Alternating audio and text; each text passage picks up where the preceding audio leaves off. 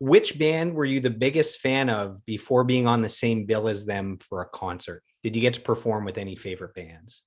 Hours would be my most favorite, and touring with them as where they were my opening act was I felt wrong about being the man, the headliner for my most favorite band. And secondly, Our Lady Peace, because we got to tour with them in an arena tour. Wow. And I grew up with Our Lady Peace, so being on stage with them was just a dream. I was going to ask, what's the biggest show you've ever played? I'm assuming it's with Our Lady Peace, and if you're playing arenas. So those were arenas, so that was big. I think Edge Fest in Toronto was probably the biggest. It was probably about 13,000, 14,000 people. They're a pretty big show. And what's the best live concert you've ever seen? One of them randomly was a band called Brand Van 3000 from Montreal. Montreal. Drinking in LA. Yeah. Don't ask me why, but right place, right time in Detroit. They were so good. I was probably 18 and they just blew my mind. I'll never forget that show ever. And then in more recent years, the National, I got to see the National. I think they were coming off of the High Violet record, which is one of my favorites. And it was Under the Stars. And I'd spent the day, it was actually the Laneway Festival, which was an Australian event. And I had just seen Sigur Rós on stage like an hour before, and I was walking over and the stars were coming out, and I was like, there was something magical. And then National came on, and it just melted me. It was incredible. So this Blues festival where I'm seeing Rage Against the Machine, the final night, so it's like a 2-week festival, the final night is the National, so I'll be seeing that as well. Amazing. All right, what else we got here? Are there any new artists that deserve more attention? So just if you can think of one or two artists that you have no idea why they're not bigger than, like their popularity doesn't match how talented they are, kind of thing. Well, I feel like that about a lot of the music I listen to. So when I used to do my best music of the year lists, I would try to focus on really underground artists. So the two I'll mention today, one's a band called Y, W-Y. It's a husband and wife. I think they're out of Europe somewhere.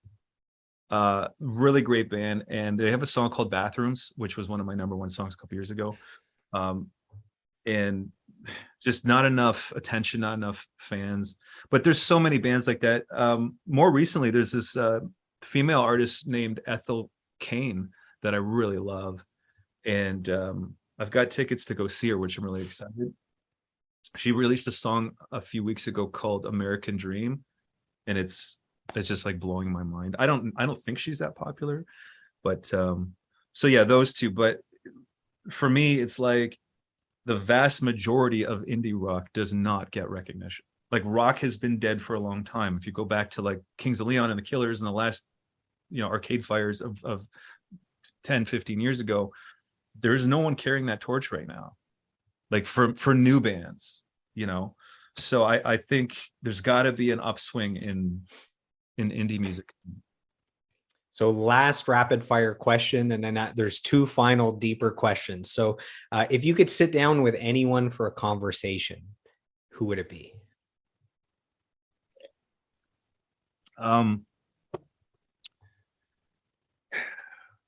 Anyone for a conversation, I would probably have to say that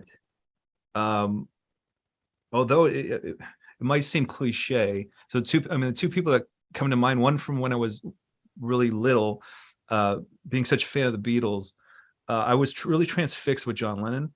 I was obsessed with him. He was the first real rock icon that I was enamored with. And learning that he was dead when I was old enough to understand that, like I was mourning. And I've been told through some spiritual work that I do have some sort of lineage connection to John. So I do feel that would be a really important thing.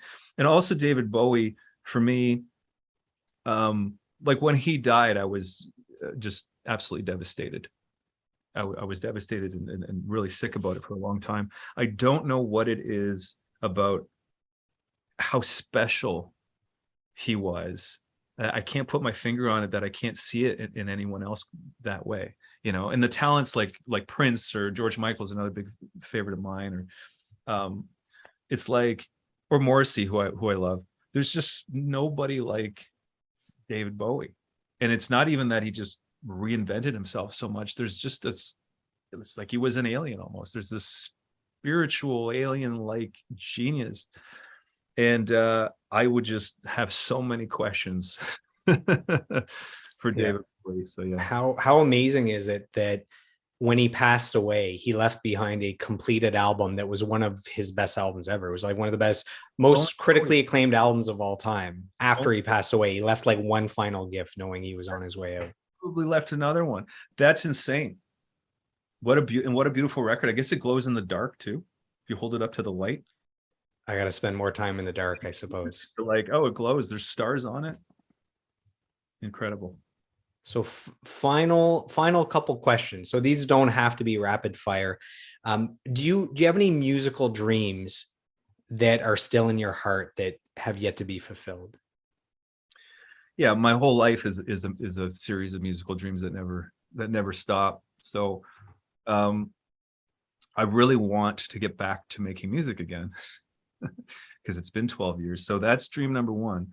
I want to continue making Neverending White Lights sequential, like the act 5, the act 6, the act 7, and kind of see if I can turn it into a book or a story where the albums are the chapters. And I've played around with that, and it's really, really ambitious because, you know, it's like a little too much one thing at a time. But so that's another big creative thing I always wanted to do, was to turn albums into books. You know, like to buy the book, Act 1, Goodbye Friends with Heavenly Bodies, and read the story that corresponds. I always thought that would be really neat. I also wanted to create a scent for the new album that would smell like the sound is supposed to feel.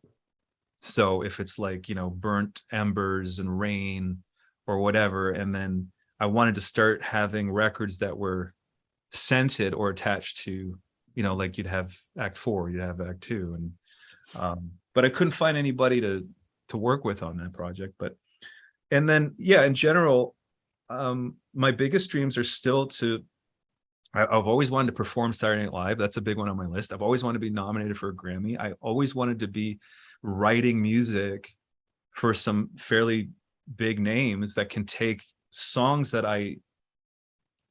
aren't so personal that I write, that I also have, and find an outlet for them. Because I mean, I write songs that are, you know, 2-3 minutes and really simple also, but I can't really put them on NWL because they're not as meaningful. So songwriting for other people, producing for other people, more collaborations, you know, and I finally want to be able to master the art of performing, like to have an actual touring show that I can express what I've always wanted to visually, because I was always stifled. You know, you got to play these rock clubs and there's no money.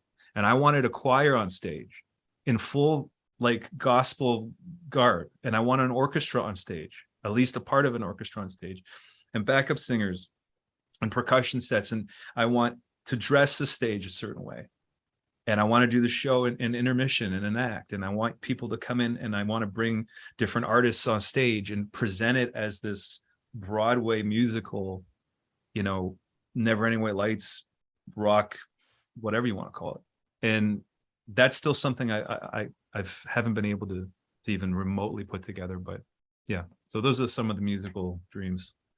And when you look back on your life and career, what are you most proud of and what are you most grateful for? Well, I'm grateful always for my talent, my gifts, my creative expression. That I'm grateful that I've stayed true to who I am and that I can express myself instead of giving up when it's gotten really easy to give up. I've kept the light on, and I think that's, you know, that's really important. Um, it's I think the idea is when I'm finished on Earth, that the legacy that I've left has helped people and it has had purpose, not just that it's been personally fulfilling for me to jam and write songs because I like the way these songs sound in my own space, but that the world has changed somehow from the music. And that to me is the most important takeaway of anything that I could ever do. It's the one thing I want to be known for and remembered for. And I won't stop at anything at this point in my life to keep making music. And I know a lot of people think, bands aren't important or, singers are important, but really it's just such a frequency, and the nature of frequency is the way that we relate to one another. Like everything has a frequency, and songs are pure frequency. Like you could sit there in a chamber and listen to the healing energies of the pyramids and start to feel your body shift. So for musicians out there, get out there and make records because we need music. And it's kind of been difficult for people to do that. I mean, I know with the music industry and stuff, for a lot of people, they have to quit. So I really want to be an advocate for artists to share their gifts no matter what. And that's part of what I feel, I'm here to help people do as well as do it myself. Yeah, I don't know that a world without music is one that I'd want to be a part of. Music is so important, and sometimes funding, education, it's the things that they cut, and it might be the most important. Yeah, that sucks sometimes, but I think if enough people really start to believe in its power and its importance, because we don't really have as much of it, like it's a little different nowadays. I think, sending the message out to get people to not worry about the financial repercussions of it, starving artists, or all these ideals that it's not lucrative. I think it can be very lucrative and it can be very successful, but you're doing your part as an artist when you create something.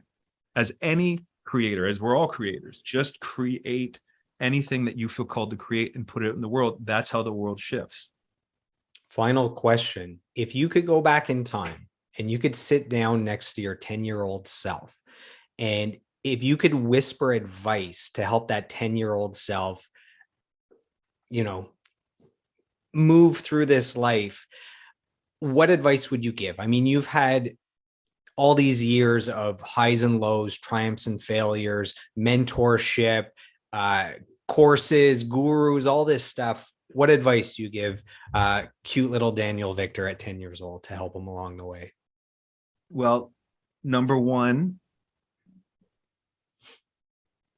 is to stop caring so much about the anxiety of what other people think, what the world thinks, and your insecurities, and not achieving benchmarks and successes that other people have set up for you. To encircle yourself in this idea that it doesn't matter to me what other people think, because so much of what I was trying to be when I was younger was measured by what other people thought I was supposed to be doing, family members, pressure, academics, a job, money, and it felt very uncomfortable, and it made me very sick for a long time. So it's don't care, don't care about this and what you want to do most. Don't be afraid of anything ever. Fear is out the window. And how do you do that? And the advice is to understand that it's an illusion that your mind makes up to try to protect you, right? Because we have this ego that comes in and tries to tell you, you don't do this. This is safer. You don't want to do this because this is safer. And then you play it safe, and then you become boring, and then you become, spiritless, and then you just become this hollow caricature of yourself that you didn't get to find out what you were really capable of. So fear gets in the way of everything. And it's, to me, one of the most important things is to eradicate fear completely and remember that you're only creating it because your mind's trying to protect you. It's not really there. There's nothing really to be afraid of. And then thirdly, is the idea that we are eternal, and to take that with you, and to remember that this is what I believe now, and it's important to me that you truly live forever in other realms, and that you don't have to fear life ending, because it will go on, but you will only get to be this character or this avatar now. So you're not probably going to reincarnate, as Joel in the next life. You're going to be your next journey. So be the best Joel you can be now. For me, be the best Daniel Victor that you can be now. Don't worry about anything else, because really there's nothing there. It's just you, right? Yeah. So those key points is what I felt in my awakening in the past 10 years that has really helped me, letting go of fear, not caring about what others think. And I would say lastly, probably the most important would be, love, remembering self-love, learning how to find self-love, because you can't love other people until you have filled these parts of you with your own self-love. So self-love is kind of the gateway to being able to really get down and help other people. And if everybody practice those things without worrying about what other people thought, without being afraid to fail or afraid of death or anything else, the world is your oyster at that point. Like you have so much power and potential available when you embrace those types of things. And it prevents those types of concepts can prevent a lot of trauma from sticking around, because when you realize that love is more important than fear, and you remember that all the time, you don't get trapped into that well. You just test yourself. Is this fearful situation or a loving situation? And then you just choose the loving way to experience it. And if it's ever seems to be fearful, there's something in it that needs to be understood. It doesn't have to make you afraid. Like, no matter what, even if you're dying on your deathbed, you say, well, this is the most stressful situation. I'm being eaten by a shark right now. Okay, but it's like, what can we learn from the shark? No. At that point, there's still no benefit in resisting and fearing it. Unless you're able to maybe run from a tiger and your system's telling you run, yeah, okay, but fear is not what we think. And we see so much of it on the news. We see so much of it with the media. Everything's terror, and the reason people are struggling so much is because they didn't learn how to ignore fear or not believe in it anymore. It's still there. And if any part of that fear still exists, you're going to have a hard time in something, because there's something you're going to be worried about, So yeah, it's just love over fear. That's a big one.